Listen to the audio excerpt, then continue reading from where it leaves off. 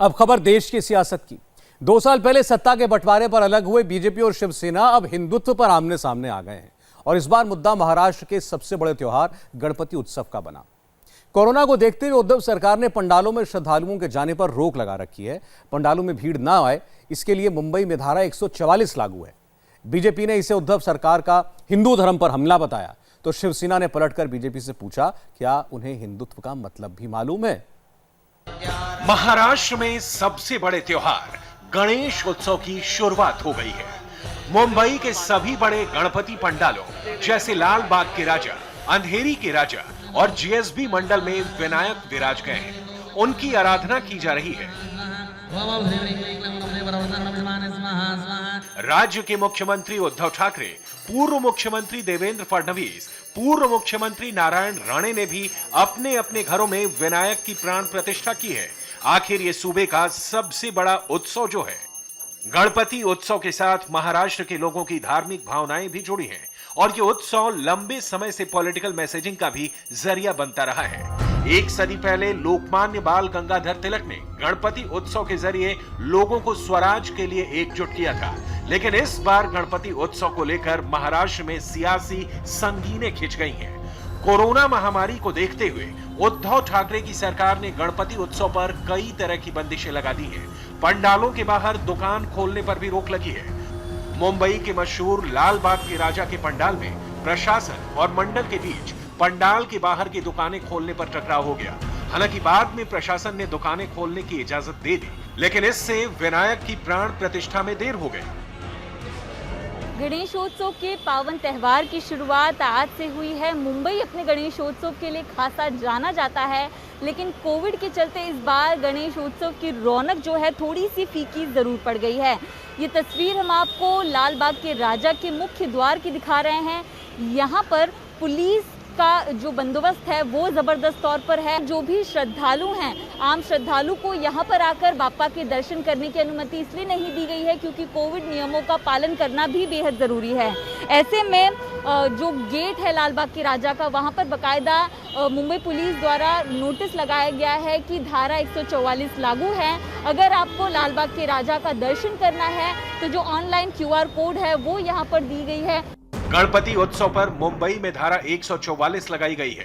पंडालों में लोगों के आने पर मनाही है। सिर्फ पुजारी पूजा कर सकते हैं। सुरक्षा का सख्त पहरा है। लोगों को पूजा या आरती में शामिल होना है तो वो ऑनलाइन ही ऐसा कर सकते हैं। महाराष्ट्र में मंदिर खोलने का आंदोलन कर रही बीजेपी ने गणपति उत्सव पर पाबंदी को अपने लिए सियासी मौके के तौर पर देखा और लपक लिया। पूर्व मुख्यमंत्री देवेंद्र फडणवीस ने इसे ठाकरे सरकार की दबंगई बताया है। देखिए, हमने बार बार इस बात को स्पष्ट किया है कि मंदिर खोला जाए। महाराष्ट्र में हमारी लगातार मांग है। केवल इसलिए नहीं है कि हमको जाकर ईश्वर का दर्शन करना है। हम तो हिंदू हैं, हमारे तो 33 करोड़ देव है। आप में भी हमारे भगवान है और यह दीवार में भी हमारे भगवान है। लेकिन इन मंदिरों पर जो लोग छोटा छोटा काम करके अपना जीवन यापन करते हैं, चाहे वो फूल बेचने वाले हो, अगरबत्ती बेचने वाले हो, हल्दी या कुमकुम बेचने वाले लोग हो, प्रसाद बेचने वाले लोग हो, मंदिर के पुजारी हो, मंदिर के सेवक हो, लाखों लोगों की एक अर्थव्यवस्था भी उसके ऊपर टिकी है। और जब हम महाराष्ट्र में दारू की दुकान, मदिरालय खोल सकते हैं तो मंदिर बंद रखने का तुक क्या है, मैं समझ नहीं पा रहा हूँ। तो मैं ईश्वर से प्रार्थना करता हूँ कि ईश्वर ये भी सुबुद्धि दे सरकार को। कोरोना महामारी को देखते हुए यूं तो महाराष्ट्र के पड़ोसी राज्य कर्नाटक ने भी गणेश उत्सव को 11 दिन से घटाकर 5 दिन कर दिया है और गोवा में भी कोविड प्रोटोकॉल के तहत से उत्सव मनाने की छूट दी है। लेकिन वहीं महाराष्ट्र सरकार की पाबंदियों ने शिवसेना के दोस्त से दुश्मन बनी बीजेपी को हिंदुत्व कार्ड खेलने का मौका दे दिया है। ठाकरे के कट्टर राजनीतिक शत्रु नारायण राणे तो फडणवीस से भी एक कदम आगे निकल गए और उन्होंने उद्धव ठाकरे को सीधे सीधे हिंदू विरोधी घोषित कर डाला। ना, ये गलत है। गणपति के ऊपर पाबंदी लगाना यही गलत है। क्या कोरोना आज ही नहीं है? लास्ट 2 साल से कोरोना है। रिस्ट्रिक्शन काय के लिए डाल रहे? मूर्ति इतने फुट की होना चाहिए। तुम कौन होने? मूर्ति बड़ी हो छोटी हो उससे कोरोना कैसा बढ़ता है? घर का गणपति है ये क्या सार्वजनिक गणपति नहीं? हमारे घर के लोगों के लिए गणपति है। तो पाबंदी किस वजह से? ये सरकार गलत कर रही है। ये हिंदू धर्मीय के ऊपर अन्याय कर रहा है ये सरकार। अरे हिंदू और शिवसेना कोई मतलब नहीं है। वो सर्वधर्म समभाव राष्ट्रवादी कांग्रेस के साथ है। जिस दिन बीजेपी को छोड़ा उसी दिन हिंदुत्व उन्होंने छोड़ा है। बीजेपी की पॉलिटिक्स अपनी जगह, मगर महाराष्ट्र की महामारी भी एक हकीकत है। महाराष्ट्र में कोरोना से सबसे ज्यादा मौतें हुई हैं। महाराष्ट्र में सबसे लंबे समय तक लॉकडाउन और दूसरी पाबंदियां लगानी पड़ी हैं। अब मुंबई और राज्य के दूसरे बड़े शहरों में एक बार फिर से कोरोना संक्रमण बढ़ रहा है। मुंबई में 15 दिनों के अंतराल के बाद 8 सितंबर को 500 से ज्यादा नए कोविड केस आए थे। अगर हम पिछले एक हफ्ते के दौरान महाराष्ट्र में नए कोविड केस पर नजर डालें, तो हर दिन लगभग 4000 नए मामले सामने आ रहे हैं। महाराष्ट्र में 3 सितंबर को 4313, 4 सितंबर को 4130, 5 सितंबर को 4057, 6 सितंबर को 3626, 7 सितंबर को 3898, 8 को 4174 और 9 सितंबर को 3457 नए केस सामने आए थे। मुंबई में भी करीब 15 दिनों की राहत के बाद कोविड केस बढ़ने लगे हैं। 8 सितंबर को मुंबई में 532 केस मिले थे, तो 9 सितंबर को यह संख्या 457 थी। त्योहार का सीजन है, लोग खरीदारी के लिए बाहर निकल रहे हैं। मुंबई के बाजारों में भी भारी भीड़ देखी जा रही है। ये मंजर मुंबई की मशहूर दादर मार्केट का है। मुंबई की मंगलदास मार्केट गणपति उत्सव के सामान खरीदारी के लिए सबसे मशहूर है। इस मार्केट में भी लोगों का हुजूम उमड़ पड़ा है। कोविड प्रोटोकॉल्स का पालन नहीं हो रहा। इस वक्त हम हैं मुंबई के मंगलदास मार्केट में। दोपहर का वक्त है, धीरे धीरे लोगों की भीड़ यहाँ पर बढ़ रही है।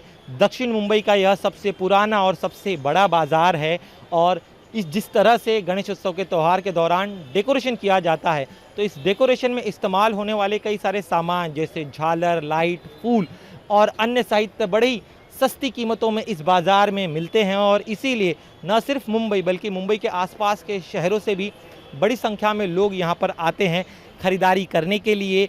दोपहर का वक्त है, तब यहाँ पर इतनी भीड़ है। महामारी को देखते हुए सरकार ने जनता की जान बचाने के लिए उत्सव पर बंदिशें लगाई हैं। वहीं बप्पा के भक्त निराश हैं कि उन्हें इस बार भी महामारी के चलते अपने गणपति के दर्शन करने को नहीं मिल रहे हैं। कोरोना है पिछले साल से, पिछले साल भी काफी पाबंदियां थी और इस साल भी पाबंदियां हैं। इस साल सरकार ने, पुलिस ने लोगों को कहा है कि यहाँ पर ना पहुँचें, दर्शन, मुख दर्शन नहीं हो पाएगा, वो ऑनलाइन दर्शन कर सकते हैं। बोर्ड भी लगाए गए हैं, लेकिन लोग फिर भी पहुँच रहे हैं क्योंकि आस्था इतनी ज़्यादा है। काका बाहर से ही हाथ जोड़ के जा रहे हैं इस साल ज़्यादा अंदर जाने नहीं देता है। क्या करेगा, बहुत बड़े सब लाइन लगा ले इधर। क्या बोलते हैं, अंदर क्यों नहीं जाने देते? अंदर छोड़ता नहीं है वो लोग दर्शन करने के लिए। दर्शन करने के लिए किधर से लोग आते हैं। कितने साल से आप यहाँ पे आते हैं? हर साल आते हैं। हर साल आते हैं। हाँ। और भी कई लोग यहाँ पे लगातार पहुँच रहे हैं। उन्हें मैंने, आप भी दर्शन के लिए आई हैं? इस साल तो दर्शन नहीं है। क्या कह रहे हैं? बहुत नाराज हैं, दर्शन क्यों नहीं है इस बार? क्या कह रहे हैं पुलिस वाले? पुलिस बोल रहे हैं कि जो आदेश दिए है गवर्नमेंट ने वो फॉलो करो और ऑनलाइन दर्शन करो। बप्पा के भक्तों की इसी नाखुशी और निराशा को बीजेपी सियासी तौर पर भुनाने की कोशिश कर रही है। पार्टी ठाकरे के हिंदुत्व पर सवाल उठा रही है। वहीं शिवसेना ने कहा है कि उन्हें किसी से हिंदुत्व का पाठ पढ़ने की जरूरत है ही नहीं। बीजेपी को भी जिम्मेदार विपक्ष जैसा बर्ताव करना चाहिए। फडणवीस जी ने साफ तौर पर सवाल खड़े कर दिए हैं। उनका ये कहना है कि धारा 144 जो पुलिस ने लगाई है वो दबंगई है, ये एक नाइंसाफी है भक्तों के साथ। ऐसा है कि देवेंद्र फडणवीस को मैं एक सूझबूझ वाले नेता में उनकी गिनती करती हूँ। पूर्व मुख्यमंत्री रह चुके हैं महाराष्ट्र के, और ये एक जागतिक महामारी है, पैंडेमिक है। डिजास्टर मैनेजमेंट एक्ट देश में लागू है, महाराष्ट्र में भी लागू है। ये हाईली रिस्पॉन्सिबल स्टेटमेंट है, ये गैर जिम्मेदाराना स्टेटमेंट है जो माननीय देवेंद्र फडणवीस जी कह रहे, लोगों को भड़का रहे कि आप बाहर निकलो और कोरोना फैलाओ। क्या ऐसा कहना चाहते हैं देवेंद्र फडणवीस? हिंदुत्व की सही व्याख्या अगर भारतीय जनता पार्टी वाले समझते हैं तो भगवान तो हम सब में है। डॉक्टर, पुलिस, नर्स, आज जो सारा टेक्निकल स्टाफ है, पैरामेडिकल स्टाफ है, उनमें क्या उनको भगवान दिखाई नहीं देता? हमको तो दिखाई देता है। और हिंदू धर्म तो इतना प्रगल्भ है, भले कोई पूरी जिंदगी मंदिर में न जाए फिर भी वो हिंदू कहला सकता है। महाराष्ट्र में अगले 6 महीने में नगर निकायों और जिला परिषदों के चुनाव होने हैं। ऐसे में हिंदुत्व की राजनीति के पर्दे के पीछे बहुत समीकरण बन और बिगड़ रहे हैं। बीजेपी बीएमसी को शिवसेना से छीनकर उसकी फाइनेंस की जड़ें हिलाना चाहती है। वहीं कांग्रेस की कमजोर होती ताकत को देखकर एनसीपी उसकी कीमत पर अपना विस्तार चाहती है। ऐसे में आने वाले समय में महाराष्ट्र की राजनीति में दिलचस्प समीकरण बनते बिगड़ते दिख सकते हैं। इंडिया टीवी हर वक्त हर जगह डाउनलोड करने के लिए सर्च करें India TV news Google play store या ऐप स्टोर पर।